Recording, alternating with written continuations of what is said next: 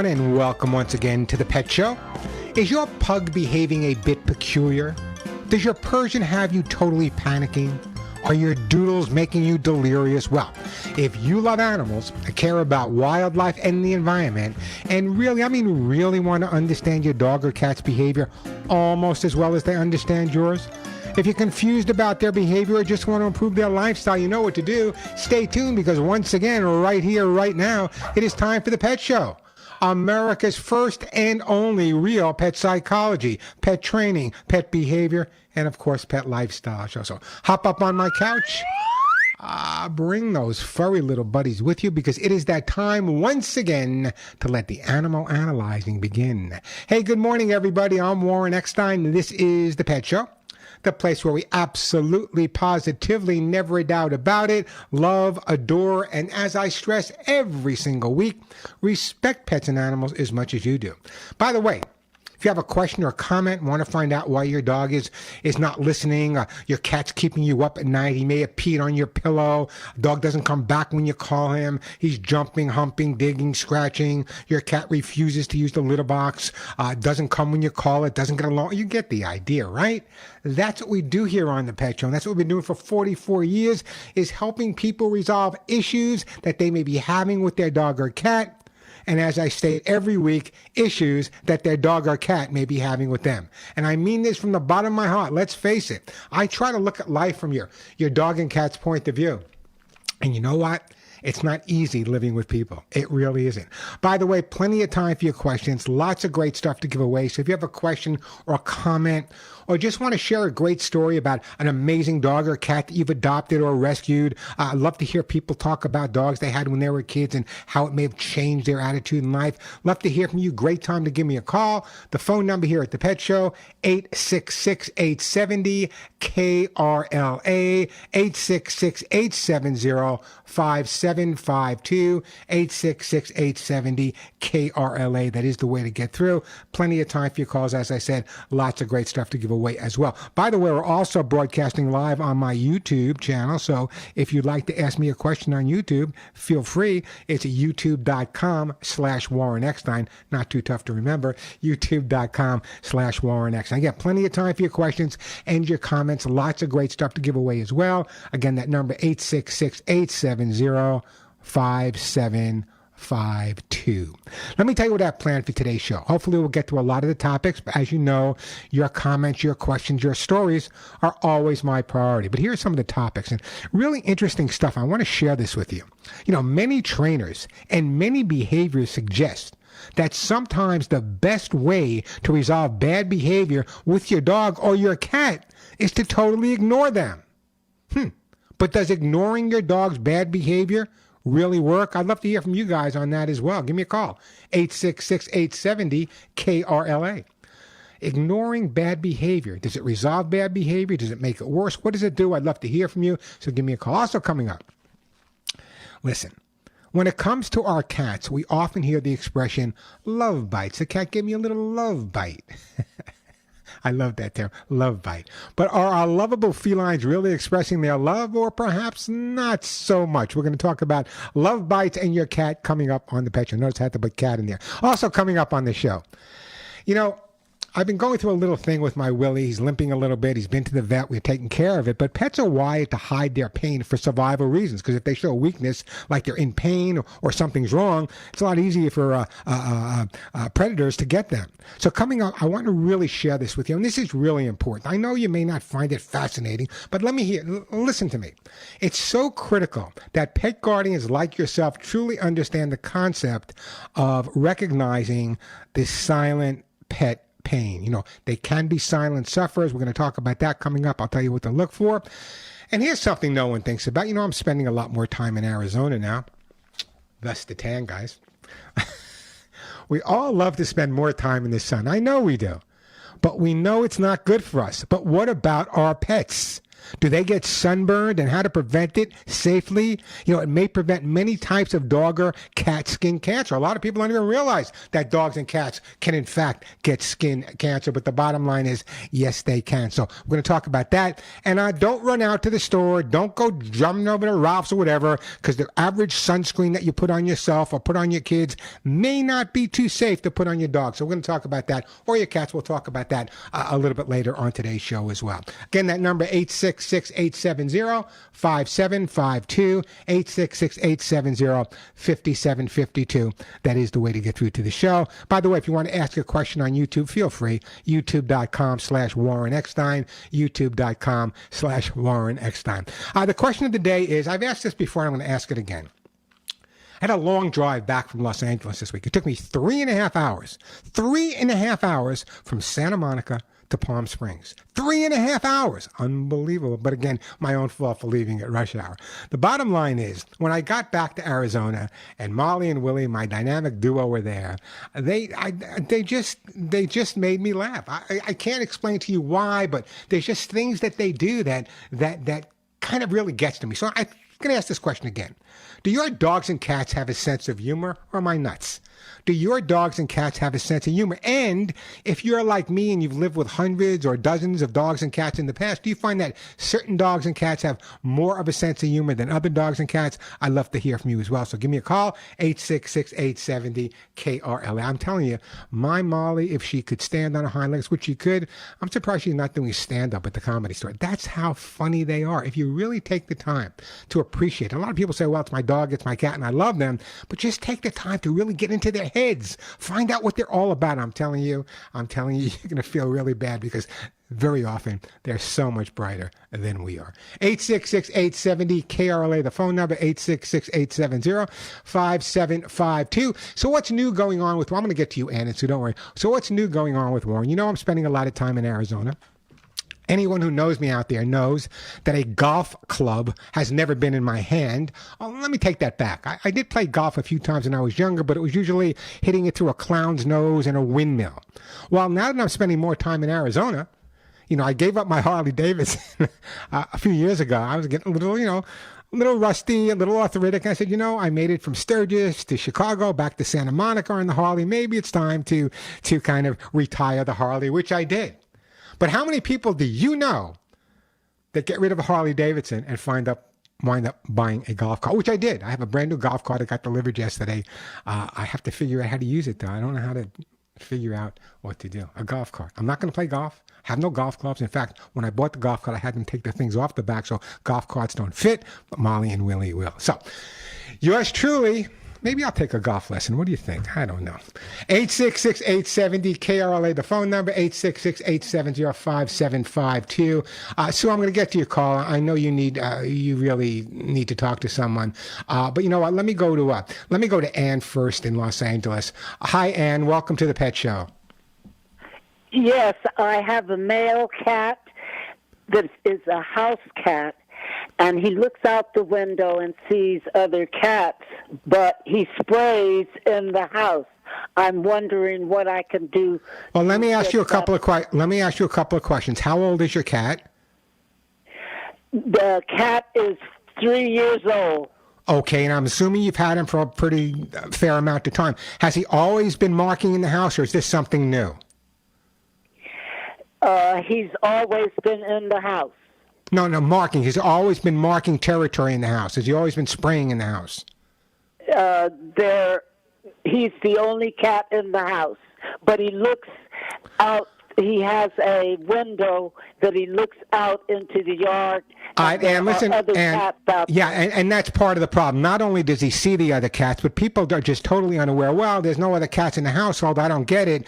Not only does he see the other cats, but if there's other cats around your home, what happens is when you walk into your house, you're bringing that scent with you, which may be creating a scenario that's going to cause the cat to be more territorial. All that being said, You want to know how to resolve it, and I'm going to tell you. Number one, no pun intended, make sure you know every single area where the cat has gone. You can use a black light to figure that out. Number two, I want you to make sure you use a good enzymatic cleaner specifically made for dogs and cats to eliminate that urine odor. That is really important. A lot of people put stuff on the floor and puts more odor down and creates a problem for the dogs and cats that want to go back there. So make sure it's enzymatic. Make sure it's made specifically for dogs and cats. And number three is once you find all the areas where the cat is gone, I'm assuming he's not going where he sleeps. I'm assuming he's not going where his food dish is. Find all the places where the cat has gone. Then what I'd like you to do is start spending more time with him in those locations. Put more of his toys in those locations.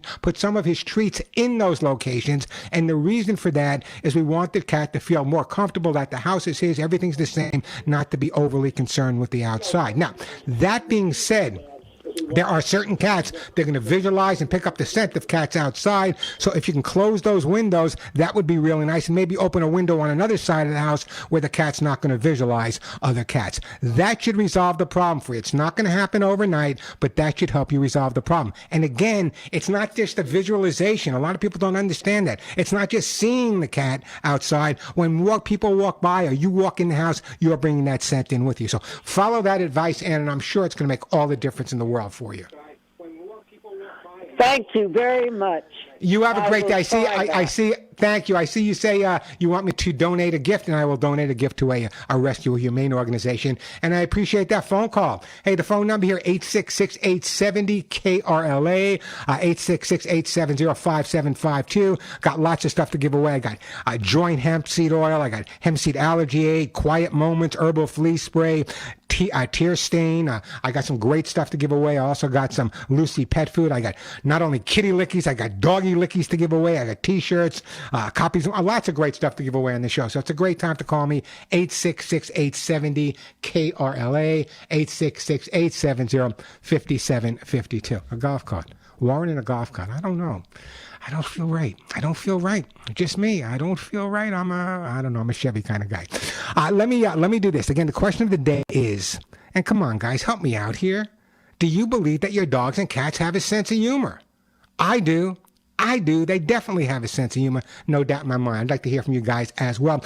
Lots of good stuff coming up on today's show. For example, we're going to take a look at whether or not ignoring. A lot of trainers and a lot of behaviorists, who's not a trainer or behaviorist nowadays, but they recommend if your dog has a behavioral issue, ignore it and it'll go away. Do you ignore it after he chews up the pillow, or do you ignore it after the whole couch is gone?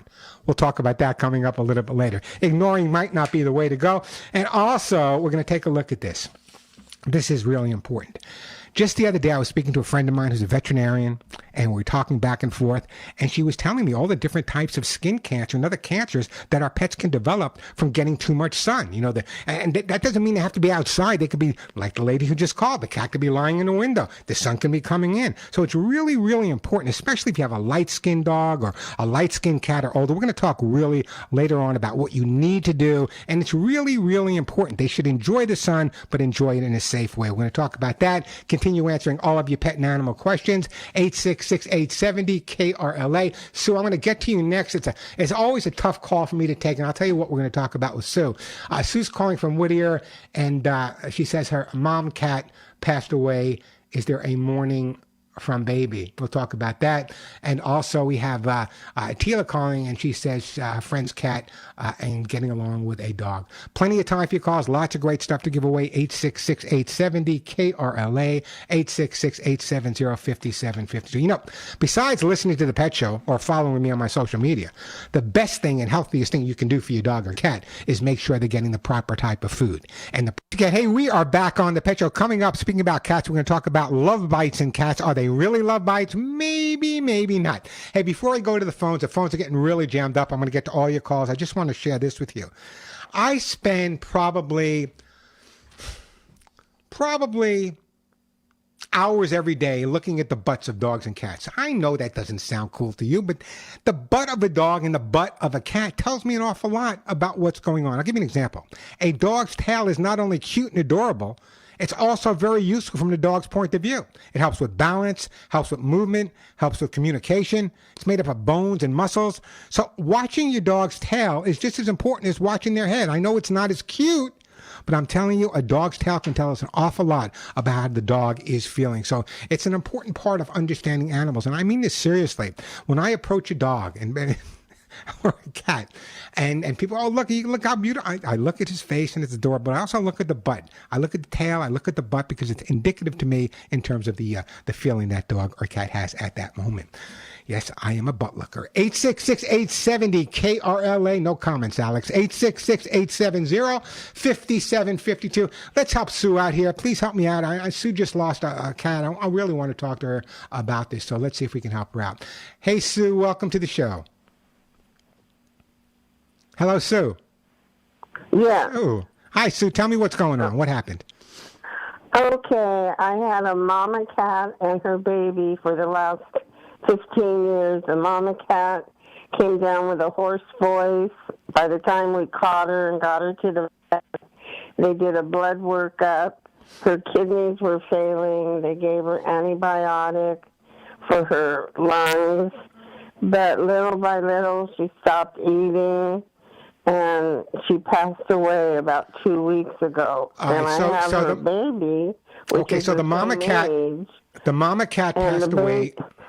The mama cat passed away. The mama cat passed away 2 weeks ago. And your question to me is how to deal with the surviving baby cat. And how old is the baby cat now? She's about 15 also. Okay, 15 years old. Oh, yeah, 15 years old. Loss for any living thing is traumatic. Whether it be a human being, a dog, a cat, or rat, doesn't make any difference. And the concept is when you have a 15-year-old cat, which is a senior cat already, and it loses another cat that it grew up with, there's a lot of things you have to take into consideration. Number one, grieving is normal. Very, very normal. But there are times where grieving can become really detrimental if you don't use a little distraction therapy to get the 15-year-old cat's mind off it. So, again, some things I'm going to recommend. I don't care if she's ever played with a cardboard box in her life, bring it in the house. I don't care if she's ever eaten treats in her life, bring it. I'm going to send you some treats. Bring in some treats for the cat. Spend a lot of time with her. Sit down with her. And I know this is going to sound crazy to a lot of people, but when I've lost as many pets as I've lost, sit down, have the conversation. You know, my heart is broken. We lost our best friend. You lost your mom. We'll get through this together. Cry together. Laugh together. Talk together. Just make sure you can distract her a little bit. Distraction's going to help her get through it. And just watch her carefully. Make sure the appetite is there. Make sure she's using a litter box on a consistent basis. And have a good relationship with your vet. Obviously you do if you notice any major changes. But the most important thing you can do right now is grieve together, but don't make it 24/7. Using distraction can make all the difference in the world.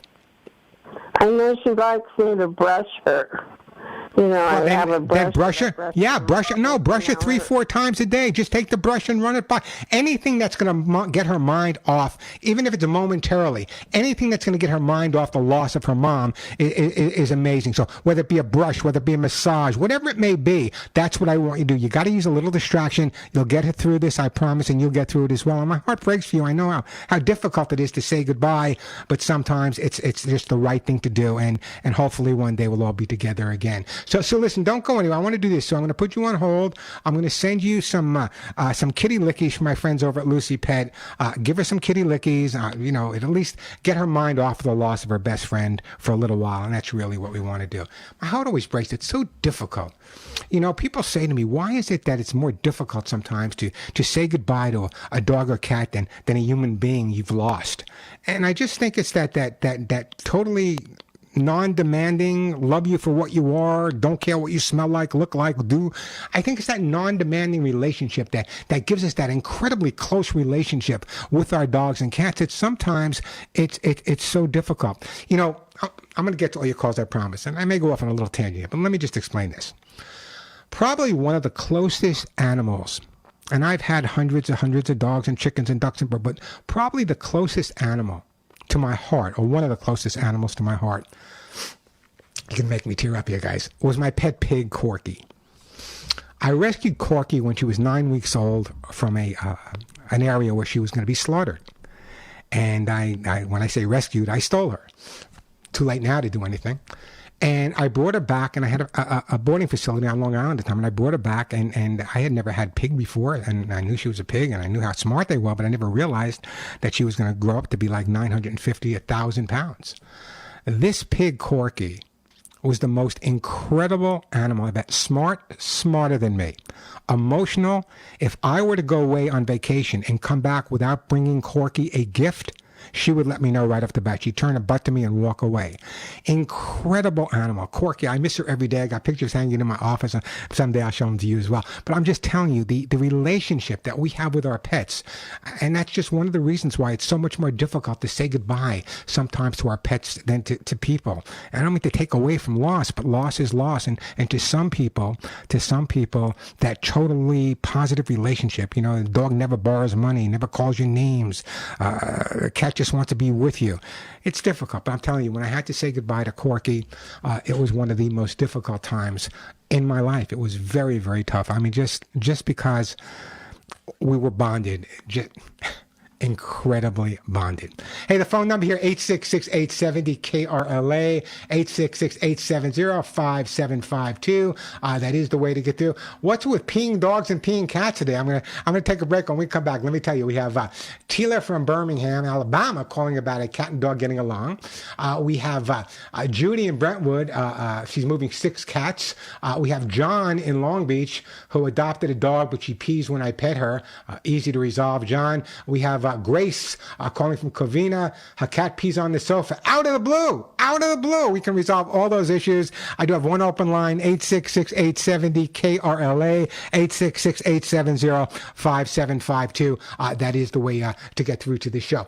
Let me start take Taylor's call, and then we'll have to make break and come back to you in a second. Why is my mouth not working? I'm thinking about Corky. Every time I think about it, I tear up. Tila, is it Tila? Welcome to the show, Tila.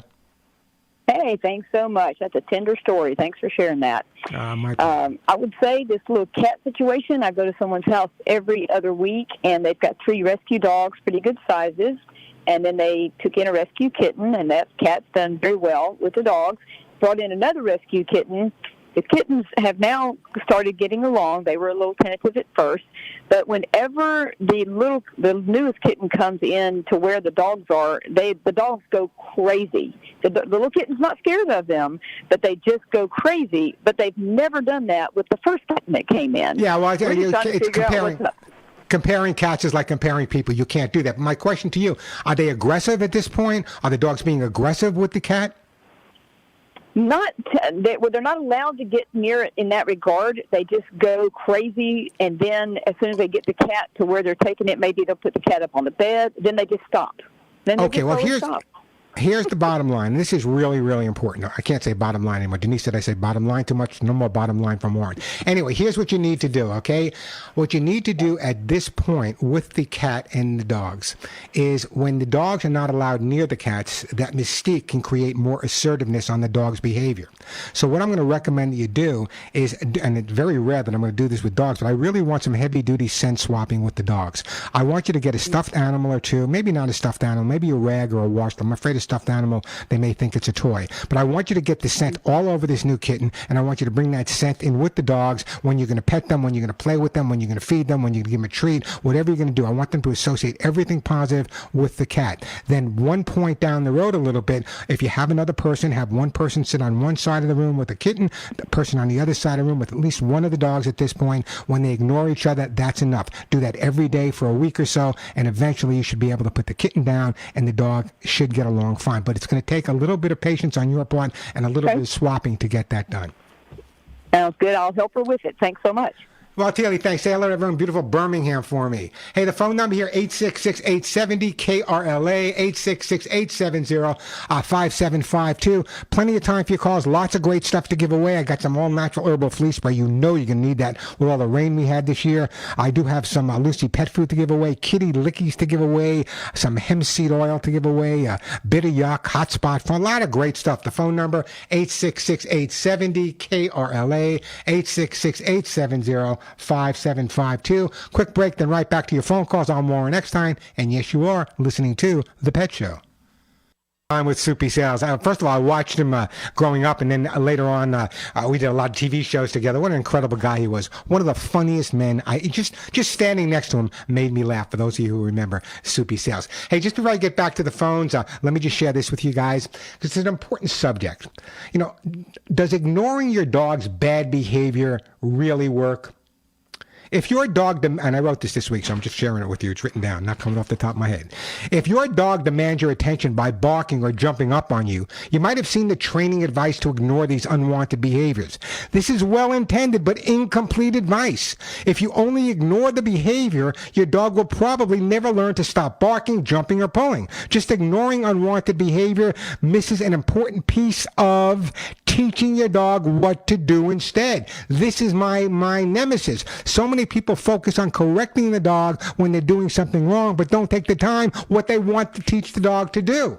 Take the time to teach the dog what you want him to do, and a lot of these difficulties will dissipate, I promise. 866-870-KRLA, the phone number. Let's go to Judy, and we got John and Grace, but first Judy in Brentwood. Hey, Judy, welcome to the show. Hi, Warren. I think I've been listening to you all 40 years. So 44 now, Judy. You missed the first 4. 4? 44 years I've been on now, yeah. Oh, my gosh. Hard to believe. Well, maybe I'm not old enough. Well, it is hard to believe. Believe me. Take it from me. It's hard to believe. Anyway, what can I do for you today? Well, I have 6 cats, and I'm going to be moving to Georgia, and people say, oh, well, who aren't you taking? Well, of course, I'm taking them all. Of course. How else would it happen? So I have to take them. How do I do that? Large carrier. Are you driving? Well, I don't know. I mean, I'd be happy to fly them, but I'm obviously not going to put them in a cargo hold. I won't do that, and I need 6 friends, I guess, to fly and each take one or something like that. Anybody want a free trip to Atlanta? For somebody that moved, bigger animals, and not horses, but bigger dogs and cats in a jet plane or something. Are you going to be doing this? Are you going to be doing this by yourself? Well, no, I have son that can help me, or friends, whatever. Okay, well, the concept is this. Number one, obviously, the quickest way is if you have enough people that can take different flights and fly them all down there while they're in the cabin. That would be the ideal situation. That being said, driving also works. What you'd have to do is, I don't know what kind of car you have, but get a large carrier for the back of the car, or 2, and you can put the cats in there. You can get disposable litter boxes and put those in the back of the car as well. The only thing you need to be really, really careful of is you never open the car doors. Never open the car doors until you've checked the carriers first, making sure that there's no way the cats could escape. Number 2, if you're going to be staying in a hotel or motel, hopefully someone will be in the room all the time. I would never leave my dog or cat in a hotel or motel room unless someone I knew was in there with them. And I don't know how long it takes to drive to Georgia from here, from Brentwood. 2 days, 3 days maybe? Yeah, 2 days I think I could do it. Yeah, so it's kind of like one night, maybe 2 nights. Book the motel way ahead of time. Make sure you let them know that you're coming. Make sure that the cats are in the carrier. And also, if you want to let the cats out to get some exercise in the room, what I do is make sure that door is triple locked, chairs in front of it, tables in front of it, and I stand there like a guard to make sure no one can get out. That's just my eccentricism. So that's what I would be doing at this point, and that would be the safest way. Because also, bring some water from home, because water from town to town can change, can upset their stomach. Bring some food from home as well, and you should be absolutely fine. Okay, I'll let you know once I get them down there. And by the way, you can hear me in Georgia too, Judy, so don't go anywhere. Anyway, let me do this, Judy. I'm going to put you on hold, and I am going to send you some, you're going to Georgia? I am going to send you some all-natural herbal flea spray. Do you ever see the size of the fleas in Georgia? I'm telling you, they're mighty, mighty big. 866-870-KRLA, the phone number. Great calls coming in here. Let's go right now to Grace in Covina. Hi, Grace in Covina. Welcome to the Pet Show. Hi, Dr. Warren. You can call me Warren. That's fine, Grace. What's up? Okay. Hi, Warren. I was wondering, I've had this cat for my cat. Her name is Nefertiti, Neffy for short. And all of a sudden, for maybe like 10 years I've had her. And all of a sudden, she started peeing on the sofa, on top of the sofa. Is it a sofa that you sit on? Is it a sofa that you sit on? How is your health changed at all? No, it's a relatively new sofa, maybe like 9 months old. I mean, Okay, it's well, not brand new, but I bought it like 9 months ago, and just now she started doing that. Yeah, well, now that you realize it's a permanent fixture in the house, it's going to be there. She's feeling the need to be territorial and claim it.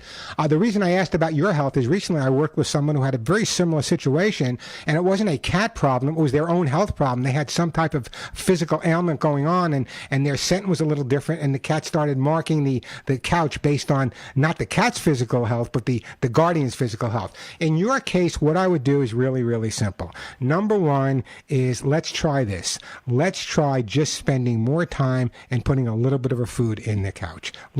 On the couch in a paper plate. Let's try that. I can go further. You hear me talk about this all the time, but I think at this point, how long ago did it start? Maybe 3 weeks ago. Okay, so did any other changes in your house? Are you in the house the same amount of time? Has any other thing changed? New carpet, new rug, anything changed? No, I mean, it's been like 9 months that, we got a new little area rug and... Well, there you go. You got a lot of new things coming in, and the more new things that come in, the more territorial the cat's going to be. That's why I always recommend if you're getting a new piece of furniture and you can get a swatch of the fabric beforehand, weeks beforehand, to get your dog or cat used to the scent before the actual piece comes in, that could be really beneficial as well. But at this point, let's try the minimal. Let's try at this point, spend more time. But even if it's 9 months ago and she just doesn't make no. You're basing your cat's behavior on your timeline. I'm not basing it. I'm basing it on the cat's timeline. It's been there for 9 months. She's seen it for 9 months, and all of a sudden there's something picked up. Maybe the new rug on the floor. Maybe something different. Maybe you walked in with the scent of another cat, like we talked about earlier. That's the bottom line. And what's going to happen here at this point is spend more time with her on the couch, a little bit of food in a paper plate. I believe that's going to work for you. If not, you give me a call back. We'll go further. Okay. Do you have anything you recommend to get the smell out? I don't recommend a specific product. However, I did for years, and they kind of were bought by a big company. And you know me, I don't know if I can't talk to the CEO, then I'm not going to recommend it. There are some great products on the market. You want to go to a good quality pet store, or Chewy or Amazon. Make sure it's something made specifically for dogs and cats. Make sure it's enzymatic as well. And you want to try to stay away from anything that has a strong, strong scent. That would be the best approach to clean it up. Okay. Also, I have a question that my daughter lost her cat of 16 years, and she's devastated. Yeah. And I was wondering, I wanted her to take my cat to her house because that was her only child. I have other pets, Yeah.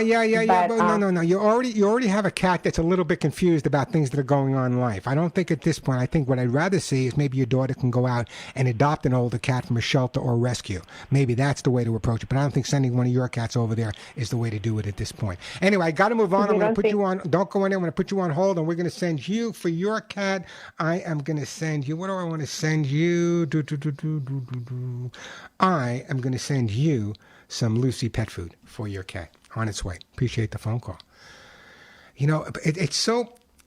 One of the things that fascinates me is I've been talking to you guys on TV, radio, books for God knows how many years, 44 on the radio, but even longer than that. And it always amazes me that the compassion that my listeners have for their pets, because so many people, average guy, how do I stop my dog from doing this? How do I stop my cat from doing this? But my listeners, and that's why I love you guys the way I do, my listeners are absolutely in touch with the fact that in order to resolve a problem, you got to look at it from the dog or cat's point of view and try to understand it from their perspective as well, which can make all the difference in the world. Phone number here, 866-870-KRLA. Gary, don't go anywhere. We'll get to your call. John, we're going to get to your call as well. We do have an open line, 866-870-KRLA. I still have some more Lucy pet food, flea spray, t-shirts, and books, 866-870-5752. That is the way to get through. Still coming up on the show today, we're going to take a look, a couple of things that are real important. Love bites. Is it really love bites when your cat bites you, or does it mean something entirely different? We'll take a look at that, continue answering all of your pet and animal questions. By the way, I will take a question. If you want to go to my YouTube channel, channel. You should be there during the week anyway. I do post a lot of stuff there. It's youtube.com/Warren Eckstein, youtube.com/Warren Eckstein. Let me take a quick break here, and then we'll be back to all your phone calls. Oh, God, do I love this. I tell you, I get more people. So the phones are jamming. Let me take you guys in order. We're going to go to Gary. An interesting question from Gary in Chula Vista. Hey, Gary, welcome to the Pet Show. Hi, Warren. How are you today? I could not be better. I'm looking at my screen. It's an interesting question. You want to know about albino dogs and their health issues. Tell me about your dog. Yeah. Well, this is a dog that I happened to see at the dog park. It's not my own dog, Riley. Okay. It's a Doberman Pinscher, and it was a puppy, very young puppy, probably no more than, 6, 8 months old. But it was like a ghost running around, and sure enough, it was an albino. The guardian said it was an albino, and a wonderful little dog, very normal in all aspects. But I know albinos sometimes have physical issues that maybe appear later, or there's something to know about that. I was just wondering, is there anything about an albino dog that is inherently maybe worrisome for? Well, I guess it would be the same thing with any albino. I'm not exactly specific. I've never had an albino dog. I've seen many of them. I've never had one. But obviously, you want to be concerned with the eyes. You want to be concerned with the skin. You want to keep them out of the sun as much as you possibly can. By the way, not common, but Dobies are one of those breeds where albinoism might pop up once in a while. So the only thing I would really recommend at this point is have them, I'm hoping they stay in touch with their vet, but making sure the dog is not exposed to too much sun. I would try to make their walks maybe earlier in the morning or later in the afternoon when the sun goes down, or in the evening. Definitely some type of sunscreen, idea, which I'll be talking about later on. In terms of the eyes, maybe speak to the vet. You know, they have these doggles, I think they're called now, which are kind of goggles for dogs. Right. That might be real beneficial if you can get the puppy to start wearing them. If it's a puppy, if she starts now. So if she puts all these pieces together and just obviously uses caution, I think she'll be way ahead of the game. Here's what I'm going to recommend that she does, or he does, though. You know, it's a little bit above my pay grade in terms of specifically albino scenario, but I would recommend that she talks to her vet, or perhaps seeks out a veterinary dermatologist. It's a matter of the dog having two genes. I don't want to get too technical, but basically speak to a dermatologist, follow the advice, but I think sunscreen, keeping the dog out of the sun, obviously goggles, maybe even some type of coat over it. I know it's hot, but something that they can breathe in. I think just using common sense would go a long way. Well, that's fantastic. Thank you so much. That was it was really interesting and a wonderful little dog. So I will let the folks know when I see them next time. Yeah, Gary, what do you have any pets of your own, Gary? Oh yeah, I've got my dog Riley. He's the schnoodle, the Schnauzer and Giant poodle, or standard poodle, and he just turned 8, so he's doing great. God bless him. You know, Schnoodles was one of the first, you know, there are so many of those, what I call blended breeds. And some of the first ones were the Schnoodle was one of the beginners, and the Cockapoo was out there in the early days. Now, God, I can't even keep up with it. I'm telling you, where I live now in Arizona, there are certain, I have no idea what they are anymore. I used to be able, you know, years ago, whenever Westminster Kennel Club was on, I would be broadcasting there with Roger Karras, and I'm trying to, Joe, there's a name from the past, Joe Garagiola. Remember that name?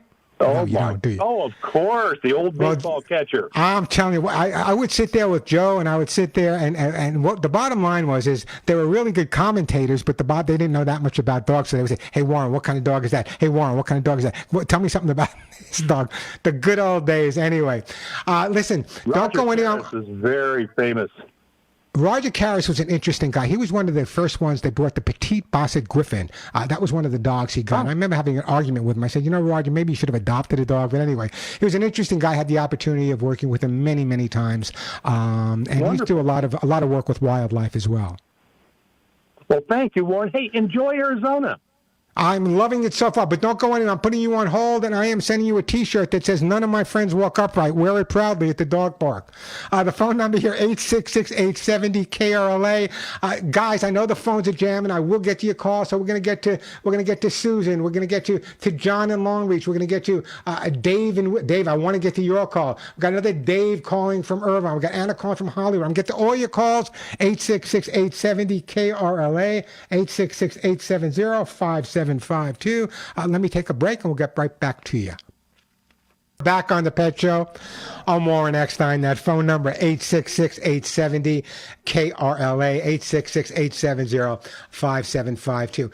John, I want to get to your call, but I want to hold you over till we're going to take a short break at the top of the hour, so I really want to delve into it. Also, same thing with you, Dave. Same thing with you, Anna and Susan. But right now, let me see if I can help out. Dave in Whittier. Hey, Dave, how you doing? Dave Warren? Dave Dave, you're asking about picking up dog poop, right? Yes. Hey, by the way, thank you for the awesome T-shirts. Got it. I'm glad you. So the issue is that there's this website where everybody can go in their neighborhood or from across the city and talk about any issue they want. And issue came up, somebody posted a video of somebody's dog pooping. Okay, all the time. And so I took it two ways, okay. Look, it's an issue, okay, people not picking up the dog poop.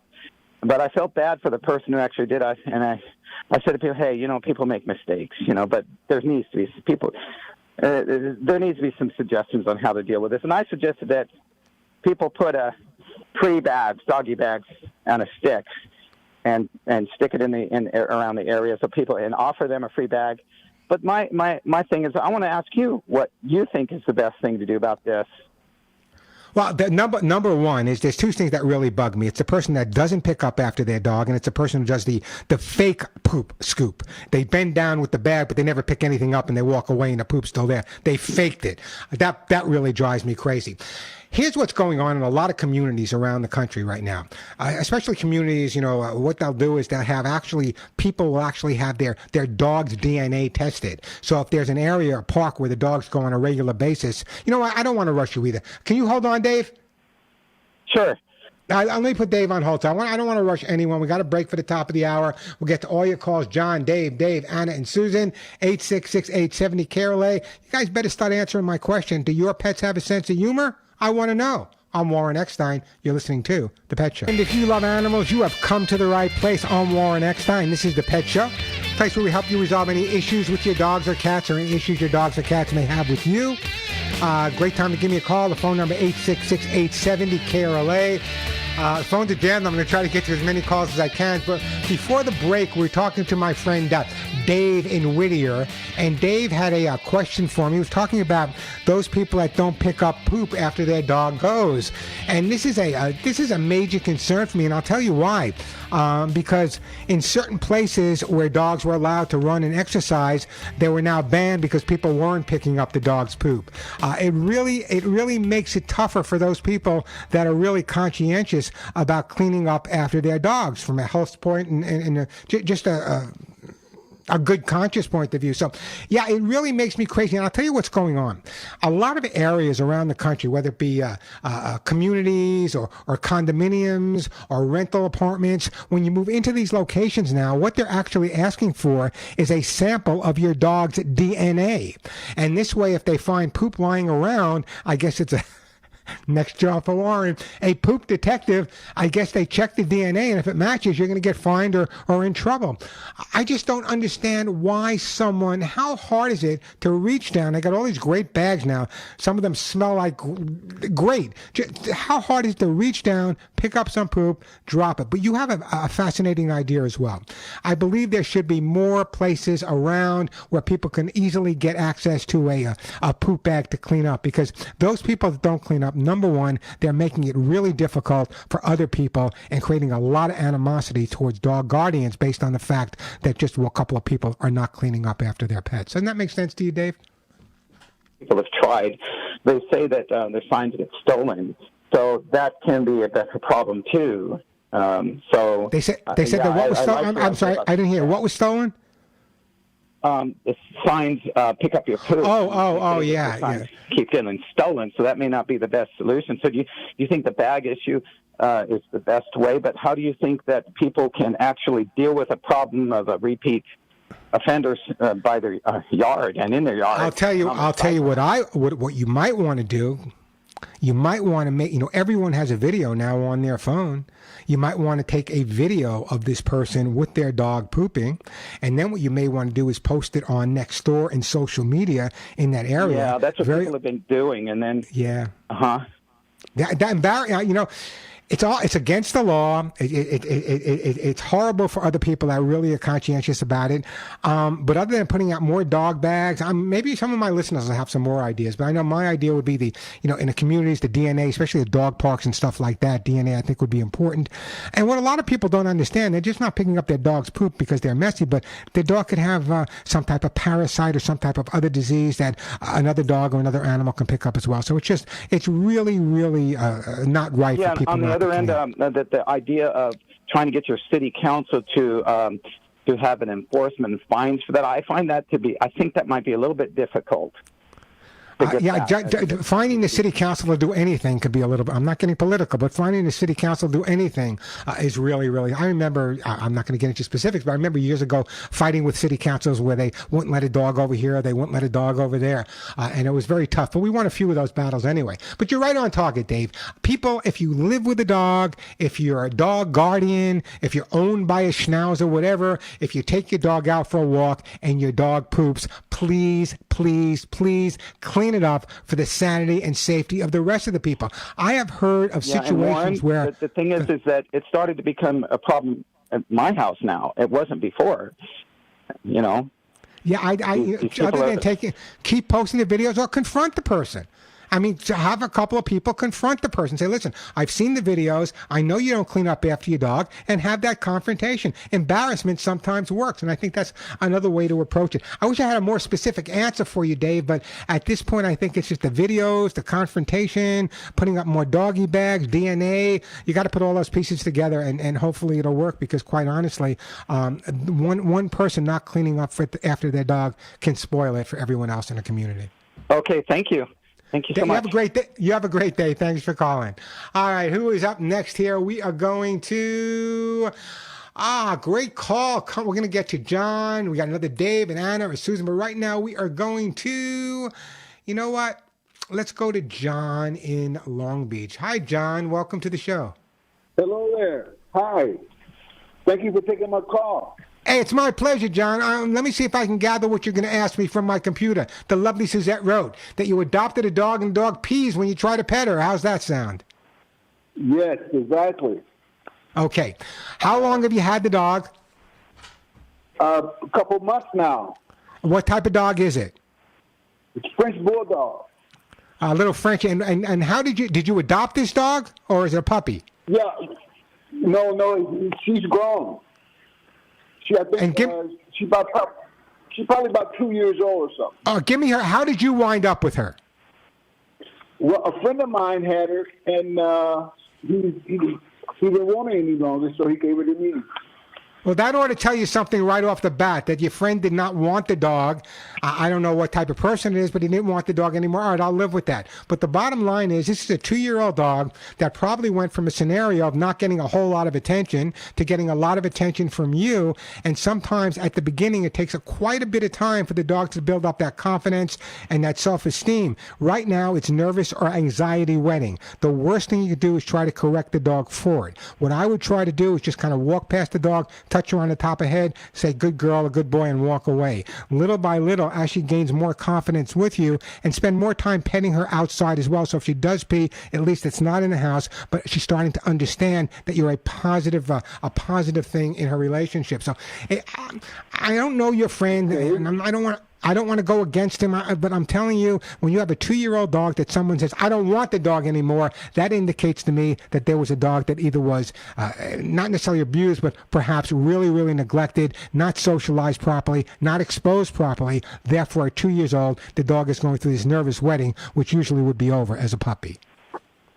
Yeah, that's what I was thinking, too. She had a lot of attention, but...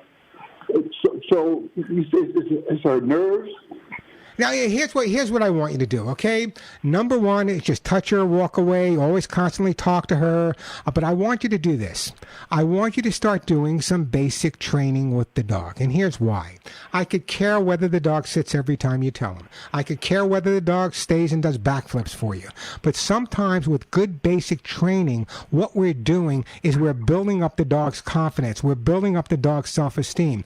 And just like a confident person doesn't have to go around being aggressive with everyone, a confident dog is not going to be nervously waiting. They have the confidence around person to know nothing bad's going to happen. So I think some good basic training on your part. What I'm going to do, John, is I'm going to send you a copy of my book, How to Get Your Dog to Do What You Want.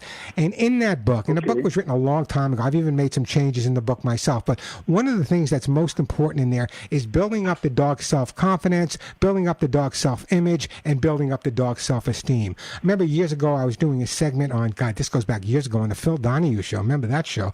And I was talking about building up self-confidence. They thought I was crazy, but you know what?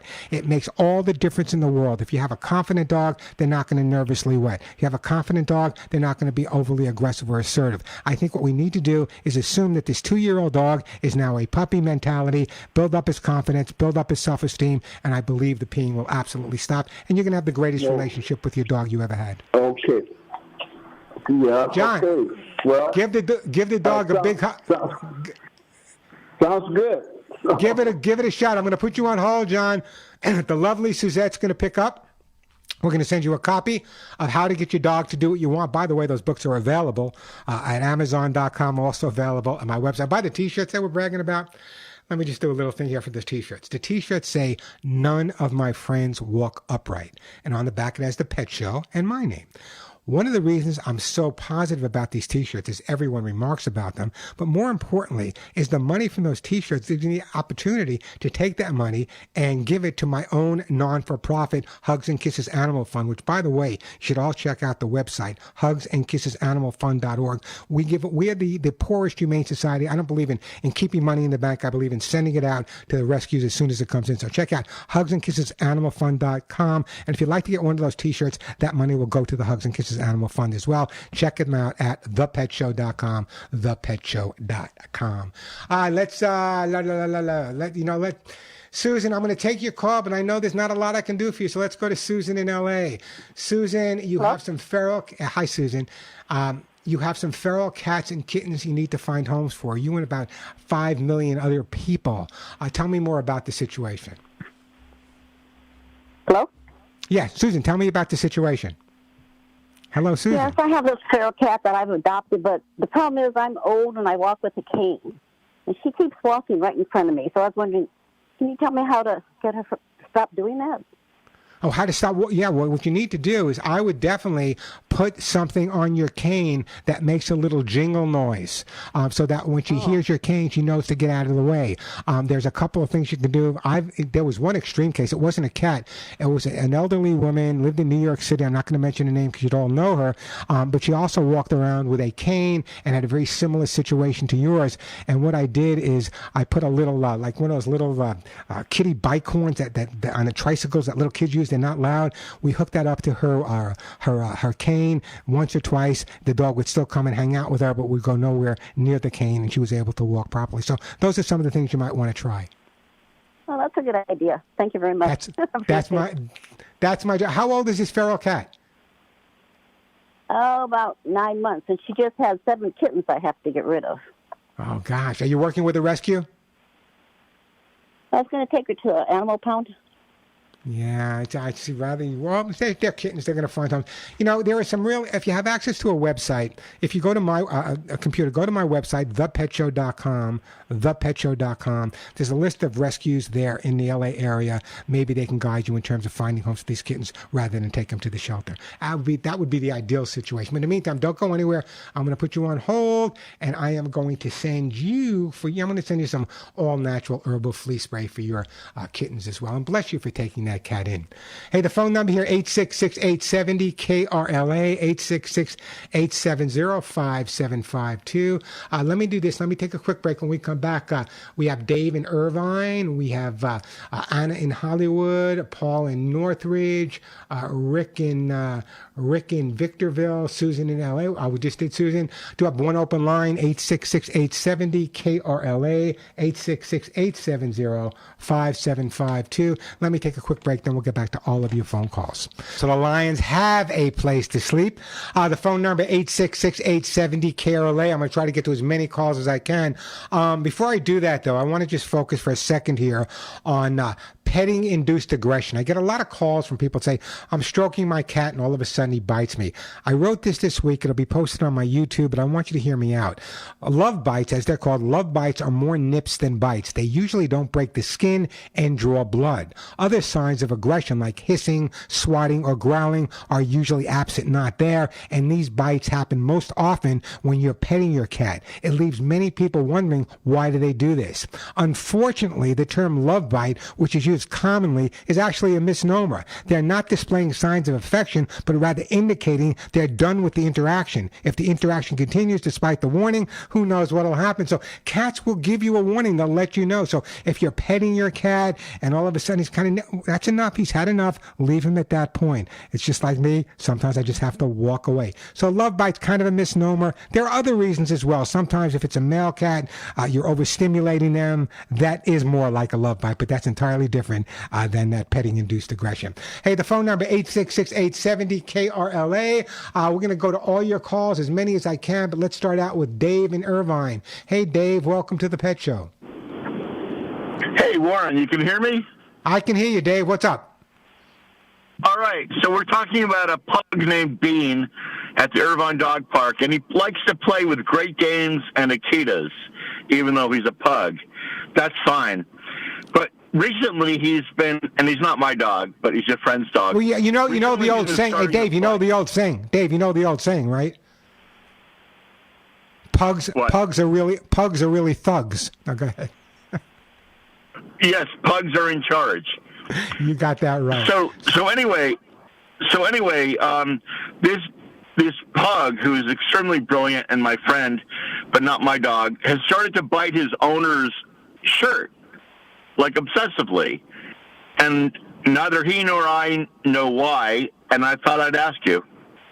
You know, sometimes when a dog gets excited, they use their mouth the way we use our hands. It would just be like a young child grabbing its mother's side or grabbing its mother's shirt. Dogs don't have hands. They use their mouth. What I would try to do at this point is prior, not when the dog is actually going, but when the dog is about to go, what I would generally do is find one specific item that the dog gets, at the dog park at that point. So I want to distract them from the shirt. If you overly correct them, you're actually reinforcing that behavior, because dogs, like kids, respond to negative or positive attention. So find one item outside the realm of what he has in his house that he only gets in that dog park. Get his focus on that rather than trying to overly correct him for something in reality he believes he's not doing wrong.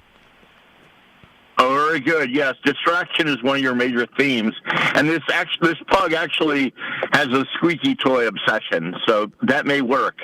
But find one special squeaky toy that only goes to the park or wherever he's going at this point. The other thing is that it's really understandable when a dog grabs onto a shirt or a piece of clothing, one or two things. It's overexcitement or insecurity. And it could be either one. It's a pug. I know it's an assertive pug. He's playing with great other dogs. He's playing with Akitas. But the bottom line is it could be one of the two. So what I would do is, rather than correct the dog, because he's not doing anything wrong, he's using his mouth the way we would use our hands, is distractions obviously the way to go here. I'm sorry, you said overexcitement, or what was the other one? Overexcitement can actually cause the dog to react that way, or insecurity at the same time. One of those. Insecurity, okay. I'm taking notes, dude. Dave, you're a good friend, Dave. Can I send you something? No, thank you. I have everything. Thank you. No, Give it Dave. to a shelter. You know what, Dave? I will, though. Thank you. What a great friend you are, by the way. I really appreciate that phone call. Yeah, sometimes it's so important to understand why. And I think this is why I kind of became, years ago, kind of a rogue of the industry. Not because I'm a genius. I mean, I have a lot of years of experience and thousands of dogs under my belt. But the bottom line is I've always tried to understand behavior from the dog or cat's or whatever animal I'm working with, from their perspective. So many people in the profession, and everyone's a dog trainer and behaviorist now, turn on TV, see what you see. And so very often it's what they studied, what they learned. And studying and learning is good. But when it comes to dealing with animals, it's like dealing with a doctor. You can graduate medical school tomorrow, but I want a doctor that's been practicing for a while, someone who understands, someone who's visualized all these and worked with these. And it's the same way with behavior. It's really important, and probably the best trainer and best behaviorist in the world is you, the guardian themselves. If you were to take the time to sit down and be analytical about why your dog or cat is behaving a certain way, you wouldn't need me. You'd be able to figure it out. What I'm giving you is no, I don't know what the right word is, but sometimes it's just a matter of understanding. And very often people are too close, including me. I'm too close with certain things that I have as well, that sometimes you need someone outside to kind of say, you know what, that makes common sense. And just like we're talking about with the dog reacting at the park with the shirt. 866-870-KRLA, the phone number, 866-870-5752. That is the way to get through. Plenty of time for your calls. I'm going to be taking a break in a minute or two, then we'll get to you. But let me do this right now, okay? So many of my listeners, and I will get to you, Anna, Paul, Rick, and Clay, but so many of my listeners, not only my LA listeners, but right after this show, I do my national Canadian show, Radio America, Armed Forces radio show. They have a dog or a cat, and they call me up and say, well, the dog's out of sorts or the cat's out of sorts. Dogs and cats are hardwired to hide their pain. Because if they were to show pain instinctively in the wild, they'd be very, very vulnerable to predators. So here are some signals I want you to be aware of. And again, I jotted these down for you. These are things that your dog or cat may be in pain. Loss of appetite. Maybe the unwillingness to walk the way they normally did. What about behavioral changes? Remember, I always suggest that people focus on what their dog or cat like is when they're doing everything right. This way they can notice any changes. Maybe the dog or cat has a low mood. Maybe there's excessive licking, changes in their posture, pacing at night or shaking. These are all indications that your dog or cat may be in pain, and it's a good time to check with your veterinarian. But again, let me just stress this, and I do this all the time to the point where I may be obsessive myself. I consistently watch Molly and Willie. Molly was at the vet this week. She developed a limp. I watch Molly and Willie almost every day, and I look for changes. Is Willie eating the same? Is Molly eating the same? Is Willie still jumping on the bed or maybe a little hesitant? When they go outside, what do they look like? Are they sniffing the same way? So in other words, understanding your dog or cat when they're doing nothing and just being themselves is critical in understanding if something were to develop that could potentially be a problem down the road. And I'm such a strong believer in pet guardians spending time watching their pets rather than saying, no, focus on just watching them. Give them a lot of praise when they're doing nothing. Understand the changes in their behavior, and if it's a major change, obviously some action is going to be required. Again, that number 866-870-KRLA. No one, I can't believe you guys. No one is answering my question about dogs and cats having a sense of humor. Well, you don't know my Molly and Willie, because if you knew my Molly and Willie, they make David Letterman. No, I'm not going to say that. But they make comedians look like they're as funny. They make me laugh more than any comedian I've ever seen. So, again, do you believe, let me toss this out. We still got some time. Do you believe that dogs and cats have a sense of humor? Or maybe it's just me who needs a little help. 866-870-KRLA, the phone number. Quick break, then back to all your phone calls. But before we do that, I want you to listen carefully. You listen to The Pet Show. You've been listening to The Pet Show for what? When you hear Felix the cat, right?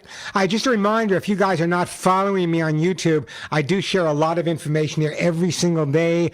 Subscribe, it's free. Check out youtube.com/Warren Eckstein, youtube.com/Warren Eckstein. I think you'll enjoy it. And as we progress, I'm going to be actually posting more and more information there as well. Let me get right back to the busy phone lines here. Let's shoot. I'm going to go to Anna. We got Clay, Rick, and Paul, but right now it's Anna in Hollywood. Hey, Anna, welcome to the Pet Show. Hey, good afternoon, Warren. How are you? Long-time listener, first-time caller. Well, I appreciate that, and welcome aboard. How can I help you today, Anna? Yes. So I have an issue with my Chihuahua mix doggy. I don't know if she has allergies. I don't know if she's allergic to fleas or she has stomach issues, but her skin is flaky. Her hair's not falling, and I've used rosemary, vinegar. I changed their food as well, and now I just started putting coconut oil on their coat. Yeah, but see, by changing so many things, you're never going to be able to determine exactly what's causing the problem. So that's why, if it's a food allergy. I haven't done it all at once. If it's a food allergy, for example, if the dog is allergic to food, then you're going to have to go through a whole thing of holding back food and changing it that way. If it's another type of allergy, it may not even be an allergy. It may just be dry skin. So I would want you to watch it very carefully, okay? All of those products, some of them are fine, some of them aren't. But very often, when you're treating flaky skin, you need to treat it from the inside rather than from the outside. Now, one of the reasons I developed my Hugs and Kisses supplement years ago was specifically because I was getting questions like this: flaky skin, dry skin, excessive shedding, hairballs. So when I put together the Hugs and Kisses vitamin mineral supplement treat, that is exactly, now we've changed it and has all kinds of, chondroitin and glucosamine and probiotics, and prebiotics. Wow. But the main reason of putting Hugs and Kisses together was the combination of biotin and lecithin. That combination is incredible for healthy skin and healthy coat. So what I'd like to do is, I don't have a lot of them, but I'm going to send you a jar of my own Hugs and Kisses supplement for your Chihuahua. Give it about 3 or 4 weeks. You should start noticing a difference. He's going to love it. He's going to take it like a treat. But the bottom line is that we're not sure what's causing the allergy. So, we're going to try the Hugs and Kisses. That may just be the reason for it, but it could also be some type of allergy to something in the house as well. Is it something that just started, or has it been going on for quite a while? Well, I've had her for 2 years, 6 months. She just turned 3. And around this time, that's when it starts to happen. And I thought it was the flea medicine. So I stopped giving her the flea medicine. And then I changed the food. All right, so Anna, let me stop you. Anna, let me stop you for a second. My question to you then is, you changed the food, and you did that, but you tried a lot of different things, and I'm a little concerned about that. Now, does it all start? Let me get my head together here. Bottom line is this: you said it always starts this time. Is it always starting a specific time of the year? Yeah, like when, spring arrives. All right, so then it's probably an allergy to some type of environmental issue, whether it be the spores outside, whether it be the stuff that's blowing around outside. But this sounds to me, obviously, and you have to be a brain surgeon, like it's more of a seasonal allergy than anything else, and it might be fleas as well. So I'm not going to send you the Hugs and Kisses. I'm taking back the Hugs and Kisses. I'm not giving them to you. What I'm going to do is, also fleas, it's going to be a horrible flea season. How much rain we had. So what I'd rather do is I'd rather send you some all-natural herbal flea spray for your Chihuahua. I think that would be beneficial at this point, okay? All right, thank you. I appreciate that. Oh, Anna, you keep me posted. I'm going to put you on hold. You're going to speak to the lovely Suzette, and we're going to send you some all-natural herbal flea spray. I was going to send the reason I changed my mind, I was going to send the Hugs and Kisses supplement, which is absolutely great and beneficial, but the fact that she told me it was a seasonal thing, it sounded to me like it's more of a reaction to changes in the environment outside. That's like, I know, for example, this time of year I am sneezing, my eyes are watery, so I might have to get some all-natural herbal flea spray for myself. Hey, the phone number here, 866-870-KRLA, 866-870-5752. Someone asked me this week, Warren, what causes dogs to panic? And there's a lot of things that causes dogs to panic. But the most compelling cause was noise-related, often very loud, sudden noises. Doorbells, strangers, fireworks are three of the common things that cause dogs to panic around the home. But they're certainly not the only causes. High winds, thunder, hard rain, power tools, loud music, other loud sudden noises can scare even the calmest dog. So it's really important, and this is why I tell people that if you really want to make life better for your pets, watch them carefully. What's causing them to react a certain way? Then you can either eliminate that or you can counter-condition them and get them to the point where they can deal with that. So many times, I remember years ago when I was dealing with some dogs for, I don't want to get too deep, but the dogs had to be able to withstand the sound of very, very heavy gunfire.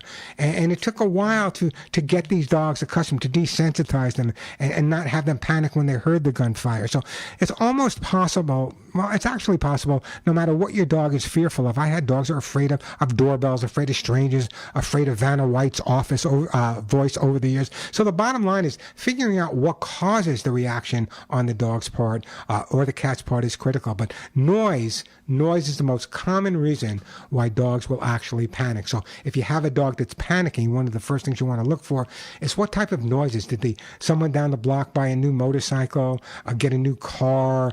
We don't hear electric cars, but they sound so different to dogs. I've been getting a lot of calls from people that have gone to electric vehicles. I have a hybrid, so I'm not knocking electrics, that had electric cars, and the sound of it, even though we don't hear it, the dogs would pick up on that. It was a change, and all of a sudden, the dog was nice and mellow. Now the dog is starting to react as well. So noise is probably the most common cause of dogs panicking. Hey, the number here, 866-870-CARE. I'm going to take a break. When we come back, we're going to go Rick, Clay, and Paul. But let me do this. Again, I'm urging you guys to go to the YouTube channel. And the reason why, it's all free. But it gives me the opportunity, just like now, sometimes I have like 3 minutes to answer a question. And I try to answer it as best I can. But I have the opportunity on YouTube to go into a lot more depth. I did a 10-minute segment on behavior this week. So go to my YouTube channel. It's simply youtube.com/my name, which is Warren Eckstein, Eckstein. Subscribe. I'm telling you, you're going to enjoy it. You can actually, some brand new videos I put up, some of them are just a minute, some of them are 10 minutes, but there's also some old time videos there as well that I think you'll enjoy, like seeing Warren on the Mickey Mouse Club. Yeah, you said Warren on the Mickey Mouse Club. Not with a net, it was a different Mickey Mouse Club. 866-870-KRLA, the phone number, 866-870-5752. Quick break, then right back to your phone calls. I'm Warren Eckstein. You're listening to The Pet Show. And we are back on The Pet Show. I'm Warren Eckstein. That phone number, 866-870-KRLA. I'm smiling and I'm laughing a little bit because I see on my YouTube channel that David Honig wrote, Vanna White, ? Let me just give you the quick Vanna White story. I had the opportunity years ago, a client called me up right here in California, and her dog went absolutely crazy every single time Vanna White would change the letters. I've never watched the show, but Wheel of Fortune, I guess it is, would change the letters on Wheel of Fortune. The dog would go crazy every time Vanna White was on. No one could figure it out. She spoke to her veterinarian. She spoke to trainers. She spoke to behaviorists. And then she called me. Hey, Warren, here's what I figured out. I went to the house. If you've ever watched Wheel of Fortune, you're aware that every time Vanna White changes a letter, a bell rings, ding, whatever it sounds like, I don't know. In that situation, the sound of Vanna White changing the letter was kind of similar to the sound of the person's doorbell at their front door. So when Vanna White changed the letter, the dog assumed someone was at the front door and started barking crazily at Vanna White. There you have it.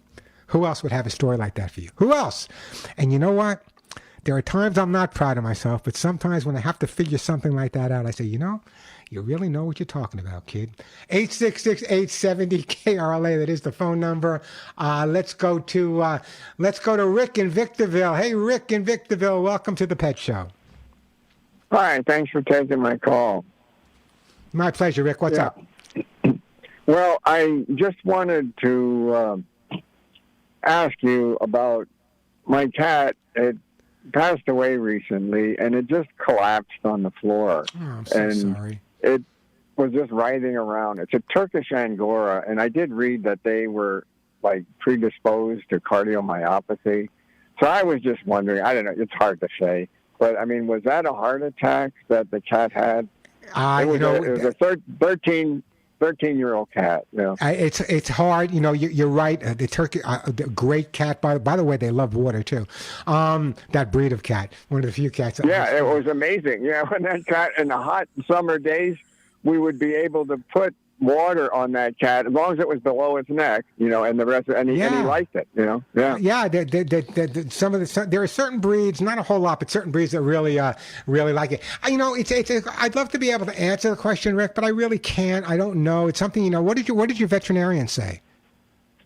Well, they did detect some kind of heart issues a few years ago, but they never really, mentioned anything about the seriousness of it, like if that was going to be an issue down the road. And your veterinarian, no one has more respect for veterinarians than I do.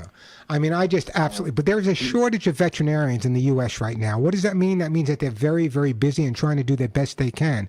So I often say this, veterinarians, I love them. They're the most amazing people. I just got a new vet here in Arizona. I have my vets in California. I got them all working together. But the most important thing is that no one is omnipotent. And sometimes I always joke that veterinarians are a really useful tool, but sometimes you got to push them a little bit. So in other words, if my vet said to me, listen, Warren, your dog or cat may have a heart situation, my first question was, well, hey, doc, how often should he be in here to be checked? And sometimes they're so busy, they just glance over that. So yeah, they probably did nothing wrong. It was probably just something that went on, but there's no way of knowing for sure. But it sounds to me like you were really close to this cat. Yeah, he was really. It was an all-white Turkish Angora. He came as a stray, and at first I even tried to chase him away, and he kept coming back. So I figured he chose us. And actually, it was closer to 15 years that we had him. And I'll tell you, that cat had better manners than most people. I mean, unbelievable for even, as far as cats go, comparing it. It was unbelievable with this cat. I would rather sit at a restaurant at a table with dogs and cats than some of the people I've been sitting next to at restaurants recently. I got to tell you, to be honest. Yeah. So do you have any pets right now, Rick? I hear you. Yeah, he was a gem. He was an amber-colored one, so he didn't have the hearing problems. I heard that the blue-eyed ones were the ones that had more of the hearing and sometimes visual problems as well. Do you have any pets at the moment, Rick? No, there's just been some strays coming around cats, and I've been, I had a dog before that, but he passed away quite a while ago. But no, I just been, having strays come around, and we've just been going with that. He died about a year ago, but we still really miss him. Of course you do. He was a gem. Yeah. And they never leave you. They never leave you. Somehow, some way, maybe we talked about this in the past, but some way, somehow, sometimes when you're just sitting around, you can almost hear the cat. You can almost smell the cat. You can feel the presence of the cat. You hear the meowing in your sleep. You dream about just incredible. Anyway, listen, Rick, don't go anywhere. I'm going to put you on hold. Obviously, you're a big animal lover. I'm going to send you a T-shirt that says "None of my friends walk upright," and I appreciate that phone call. I have the best listeners in the world. Absolutely, the best listeners in the world. You can feel. I've been doing this show for a lot of years. You guys know that, but you can actually feel the compassion. You can feel the love, and you guys are the radio show.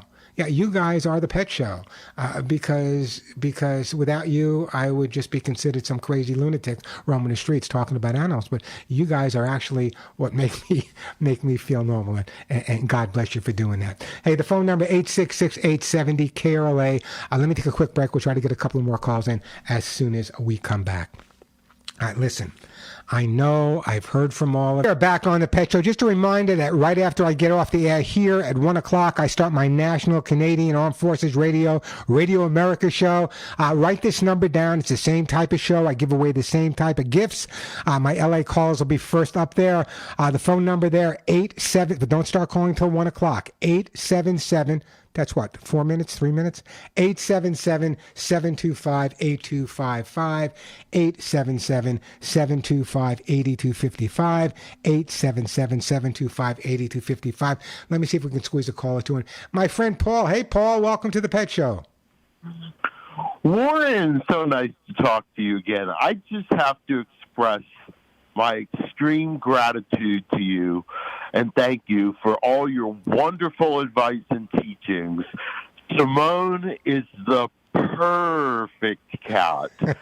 She listens to commands like a dog. No down, off, away, inside, out, up.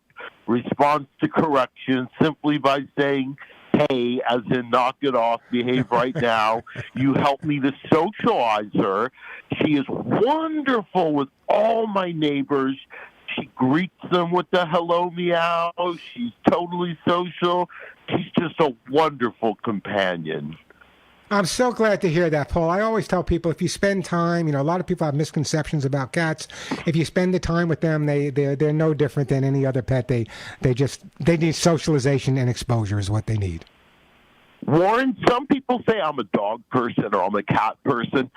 I don't understand that. I'm an animal nature person. I love all animals in nature.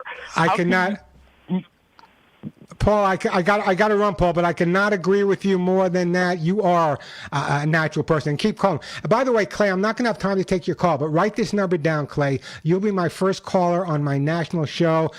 Start calling in a minute, but be patient. It's going to Washington, D.C., so it's got to be going there, and they got to go to the board. So write this number down, 877-725-8255, 877-725-8255. That is the way to get through. I got to tell you guys, these 2 hours just fly by for me every single week. Got another 2 hours to go. Get calls from all over the country. It's interesting to hear the different questions that people have from other parts of the U.S. and other parts of the world with the Armed Forces Radio as well.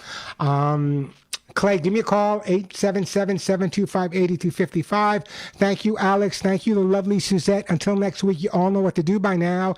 Take some time to spend with your pets. Talk to them. Tell them how much you love them. Give them a big hug and a kiss for you, one right between the ears for me. I'm Warren Eckstein, and thank you once again for listening to The Pet Show.